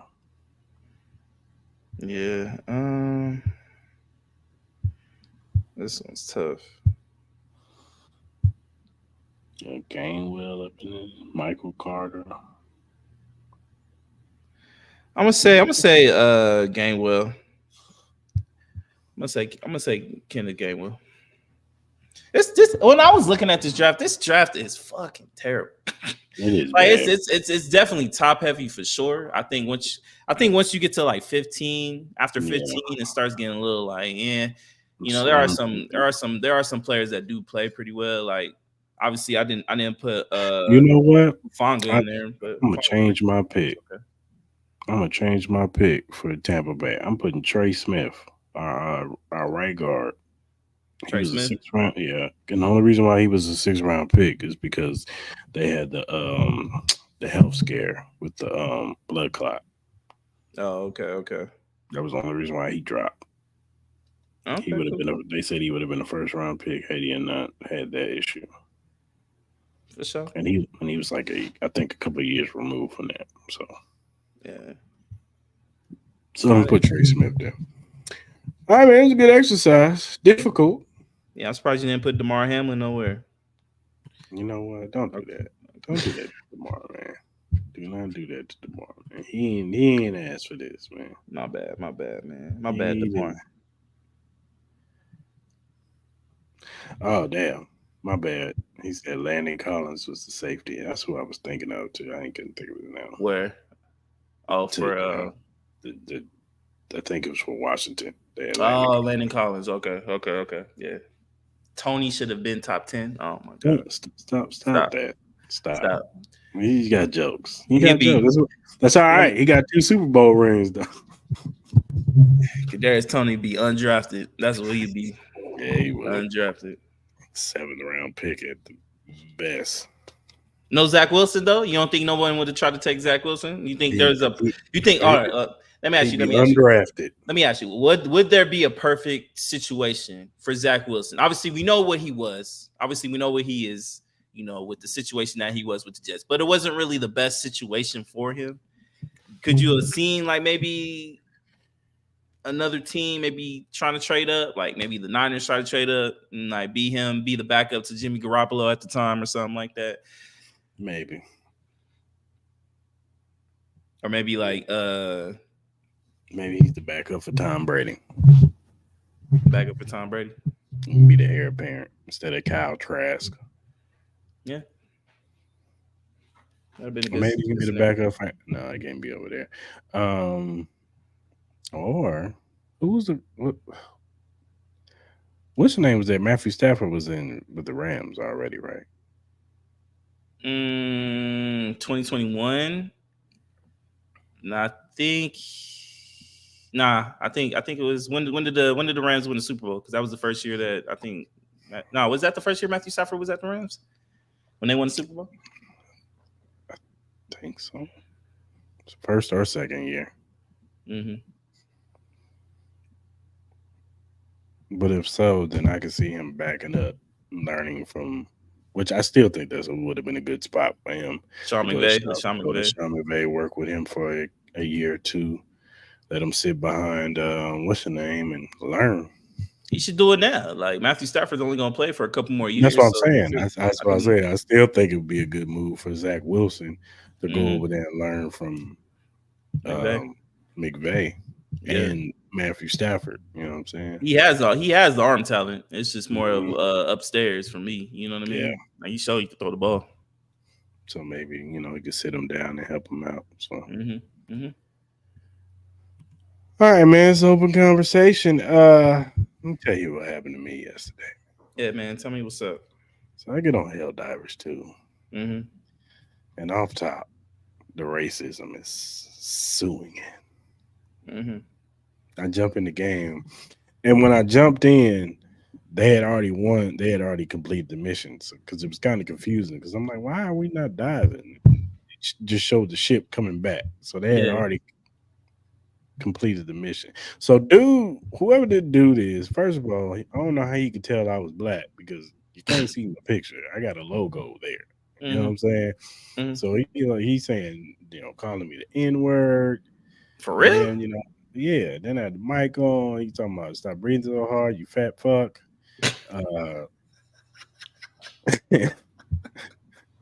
So then he kicked me out the group. And I was like, whatever. Right. I don't care. Whatever. So then I get into this other game, right? And it's one of the long ones, one of them long bangers, you know what I'm saying? Mm-hmm. Me and this other dude survived. I jump on the ship first. I did not know that you could shoot the motherfucker off the ship. You can? Dude shot me off the ship so he can be the only lone survivor. For real? He just started blasting. I'm like, is this dude shooting at me? And he shot me and killed me and then jumped on the ship. So you were you were already in the ship and then he shot and killed you? Damn. He shot me off the ship and then jumped on himself and then hurry up and kicked me out the group. I said, I bet you did kick me out of the group. Nah, that's what I said, man. Like low key, Helldivers is getting a little bit more toxic, man. You know what I mean? My advice to you people, man, just find some friends, man, around with them. My whole thing is like, go fucking touch some grass. Like y'all take the fucking game too serious. Like it's not that deep, my guy. You know what I mean? He said it was me. It probably was you. Probably did shoot me off the ship, bastard. That's just crazy. No, I'll be seeing it more. I'll be seeing it way more nowadays, man. It's getting a little toxic, man. They trying to figure some shit out. I think even the developer was trying to ask like the whole community, like what they should, what kind of suggestions they should do as far as like, you know what I mean, people kicking off people because they don't have like the right equipment or something like that. Like, look, this is a game where you're going to die 100 times, man. It's just inevitable, bro. It's just inevitable. It's just too hard, man. Bro, you saw the game me and you and the homie was playing the other night? Nah, yeah.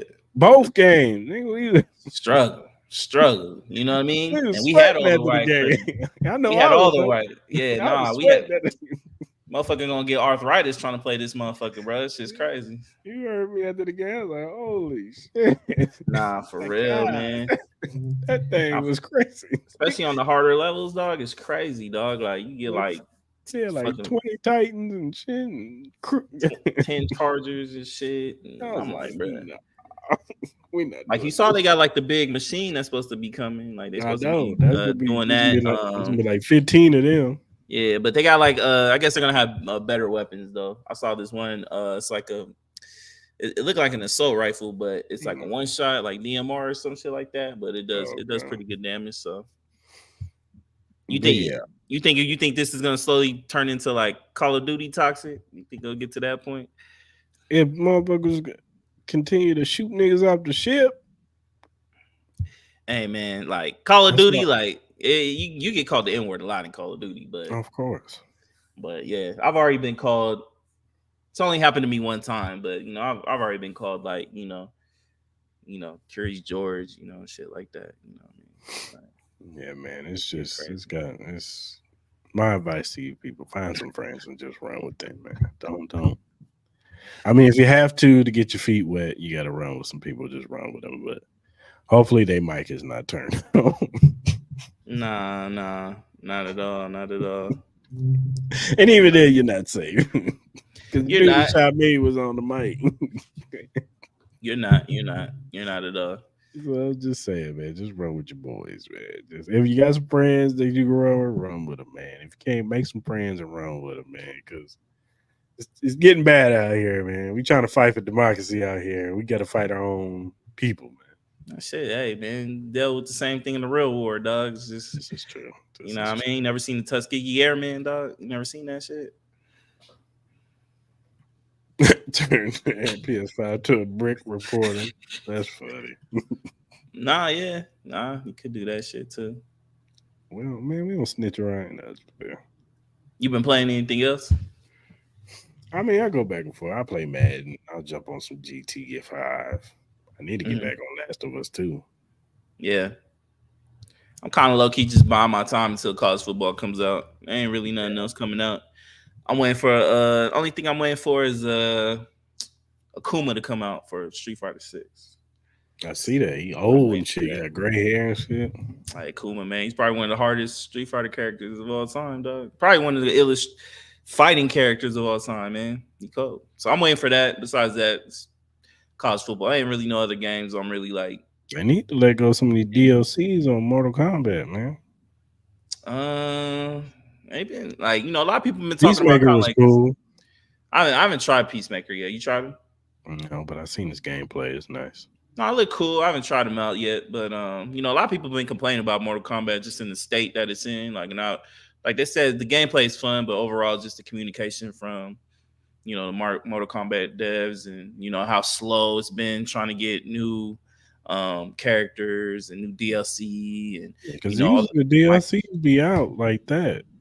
Yeah, usually, you know what I mean? And a lot of people have been complaining about the whole microtransaction thing where you got to pay for like fatalities now and shit, for like special fatalities.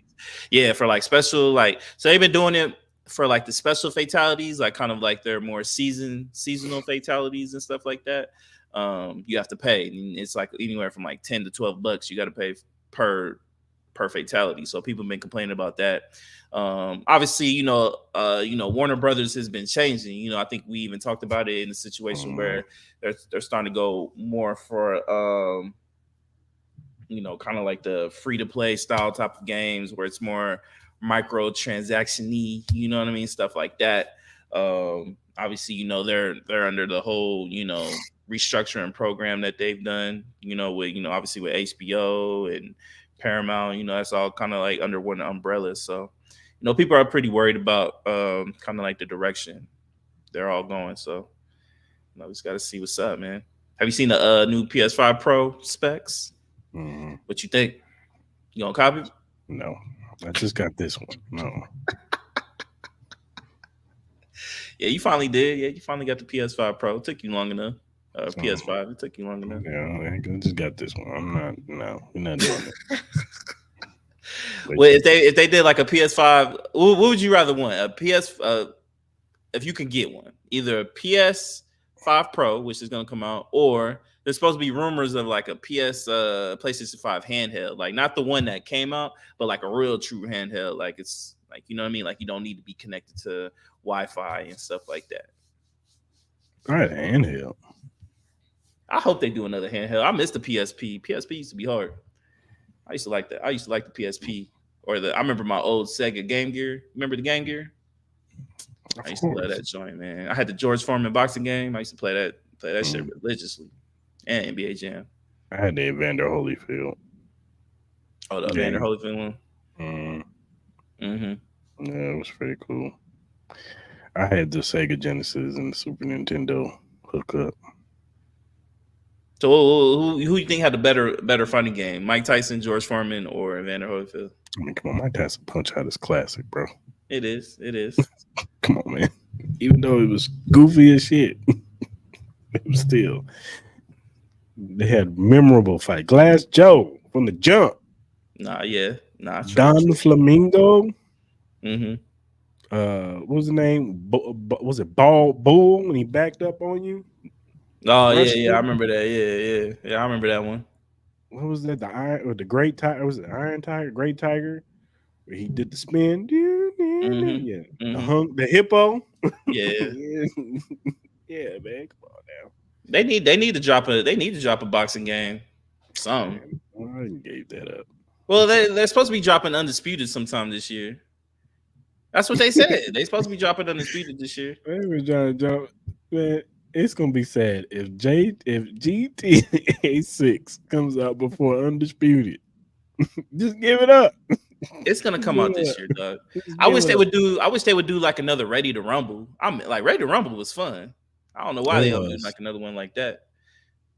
The EA needs to do Fight Night. Like I get the whole UFC shit. Did you hear the fun fact about Ready to Rumble with the Michael Jackson character? No, I did not. Yeah, he used his regular voice. I don't even remember the Michael Jackson character. Which one was the Michael Jackson character?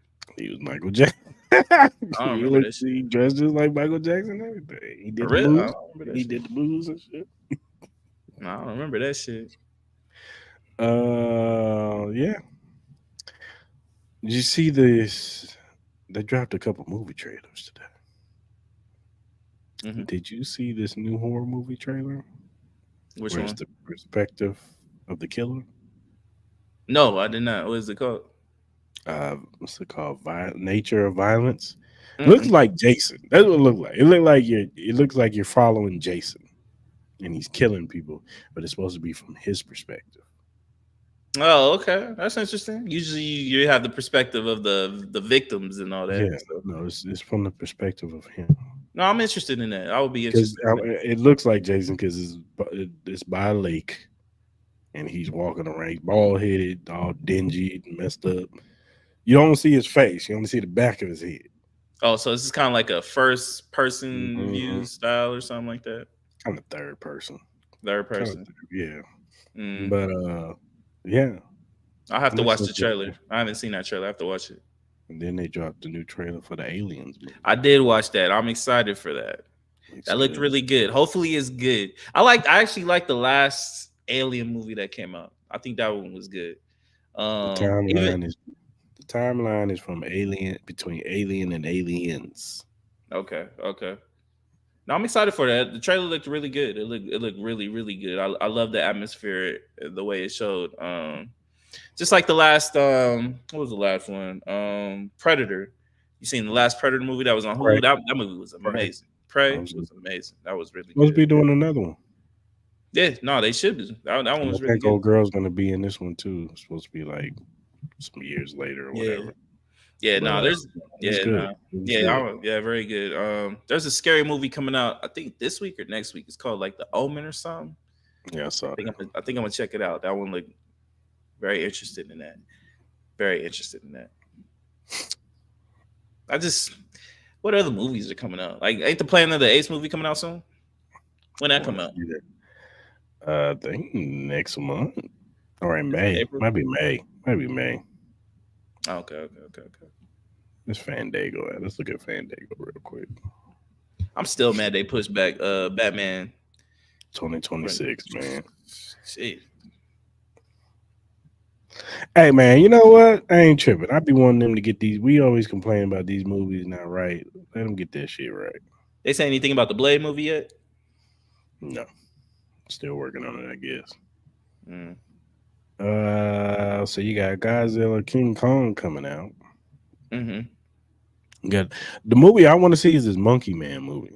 I do want to see that. Yeah, nah, that Monkey Man looks cool. I heard it got good reviews.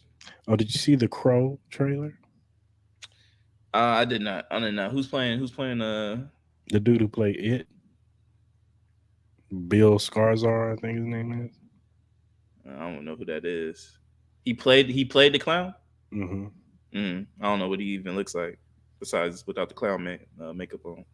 You probably know. You probably seen him. Just don't know that was him. You going to see the Ghostbusters movie? No, I didn't even watch the last one. It's actually good. Afterlife was actually good. You should check it out, man. When you get a chance, check it out. It was actually really good, man. I'll check it out. Did you go see Dune? I have not still seen Dune yet. I still gotta go see Dune. I'm off all next week, so I'll probably go check it out sometime next week.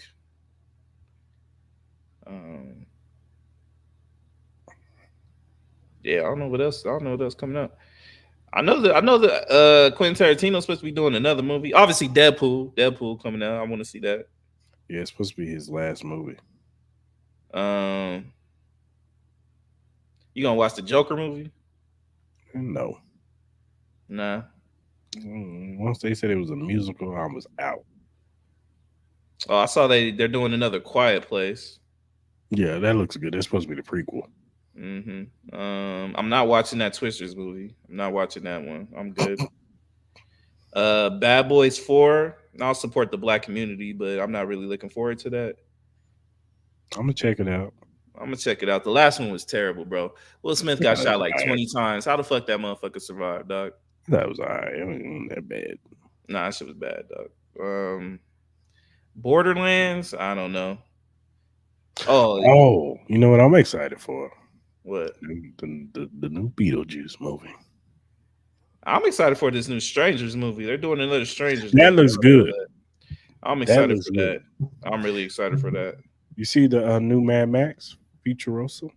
I did not. I need to see the trailer for that. I gotta see the trailer for Crow. I haven't seen the trailer for Crow, so I gotta watch that. Yeah, just to see what's up. Gladiator 2 is supposed to be really good. My man Denzel Washington is in. Okay, I support anything Denzel. I'm not mad at that. I'm kind of curious what the next Leonardo DiCaprio movie is. I'm a big fan of Leonardo DiCaprio, so gotta look out for that.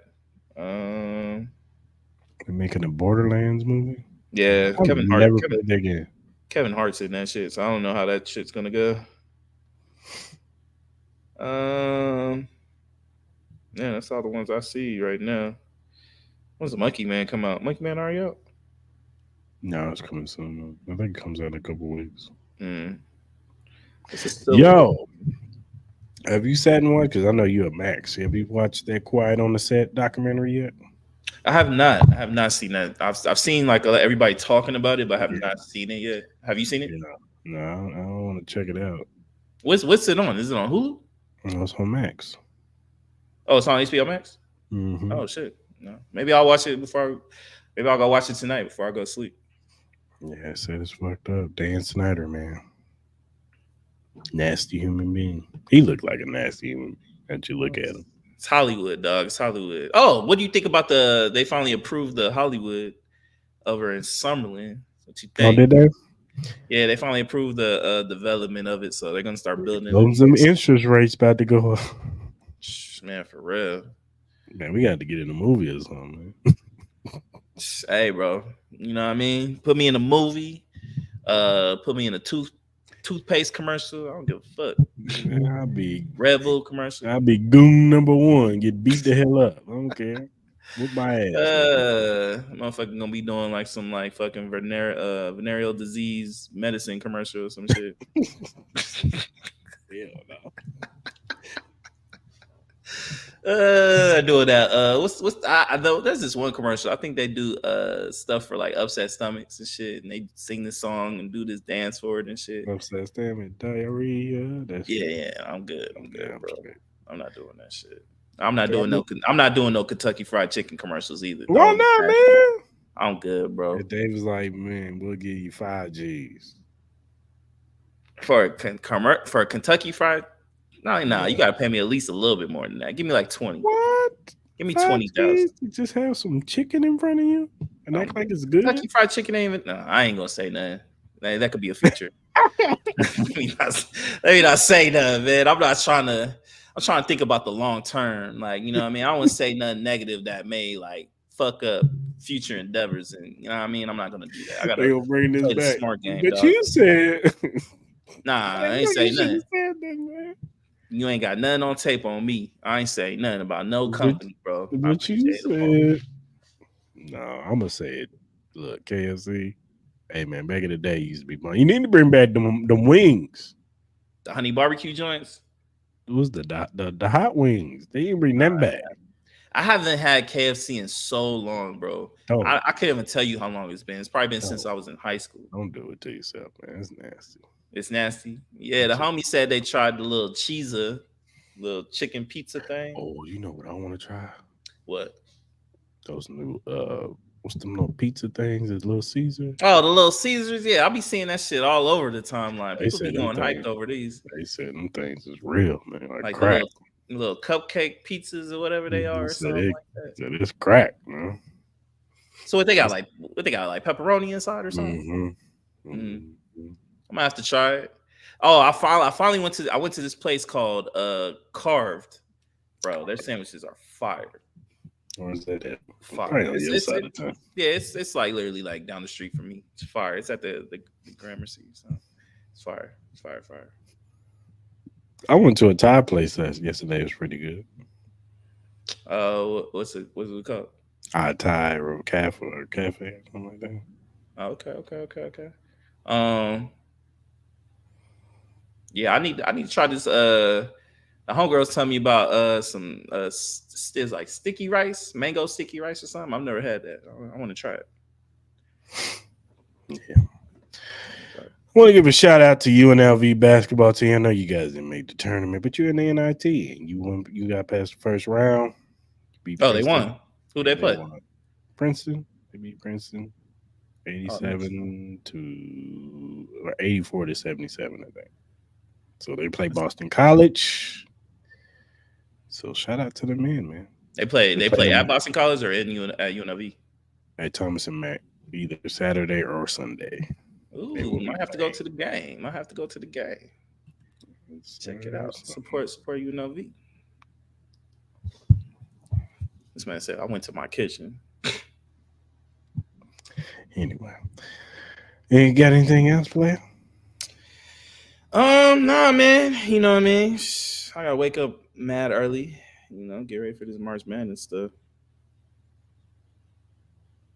Yeah, about like 5 in the morning. Oh, I want to give, we usually do Hell No's of the Week on Mondays. I'm going to give a Hell No of the Week to Jason Whitlock and what he said about South Carolina basketball. You know what he said? He said Don Stanley is irrelevant. Nobody wants to watch their undisciplined basketball playing selves. I'm paraphrasing, but that's basically what he said.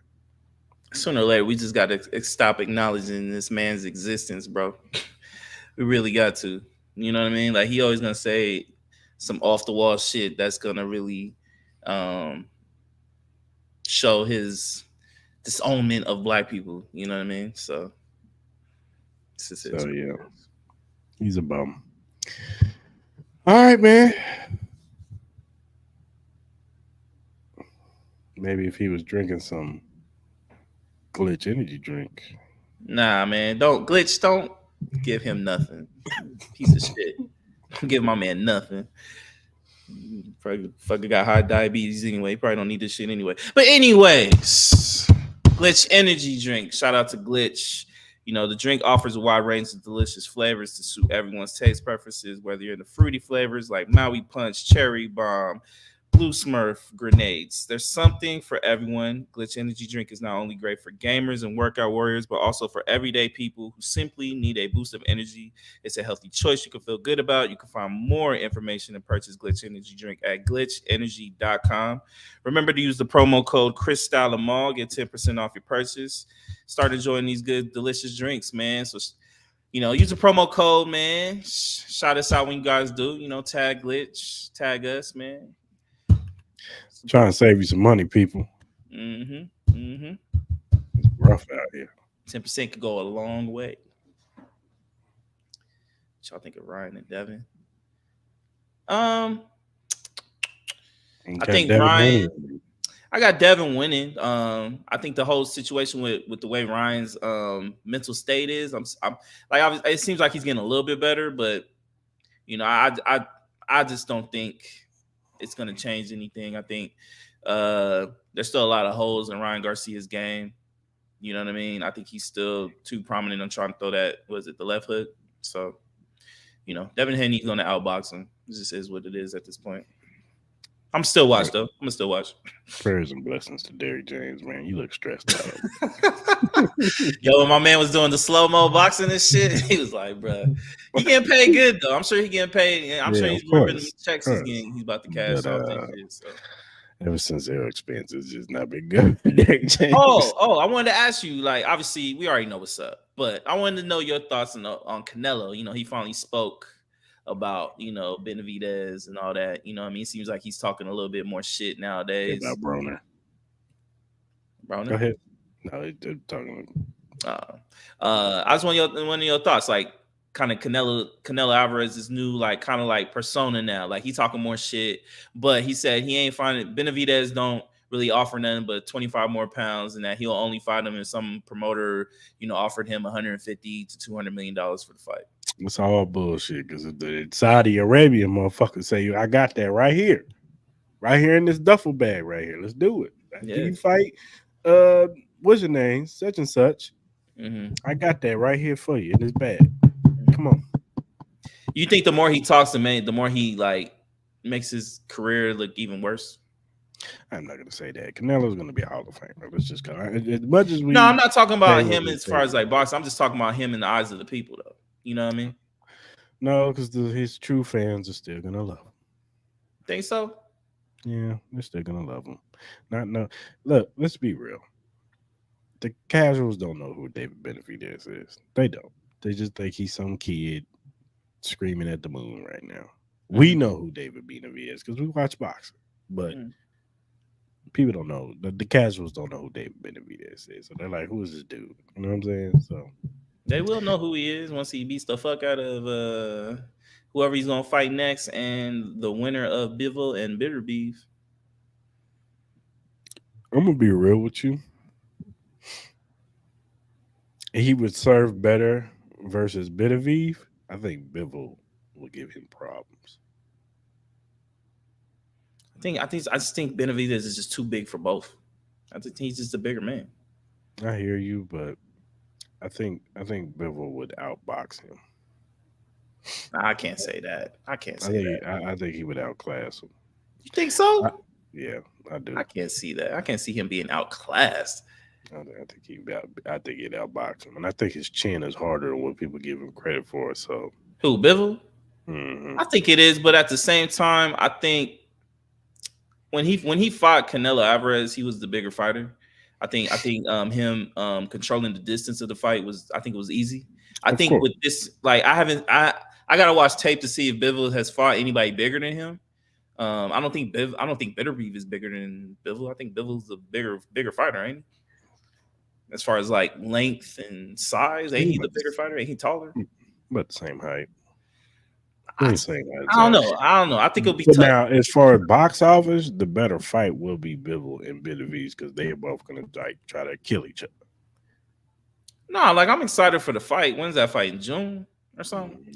No, I'm excited for. Because Bivol's the more sound boxer type guy. No, I think he is too. But I think Bitter Beef can. He has a really good chin. I think he can take anything, and I think he's gonna try to bring the fight to Bivol. And I don't think Bivol's scared of bringing the fight. You know what I mean? Like, I think he has a good chin as well. The only thing that still disappoints me is I'm not really hyped in the location that it's in.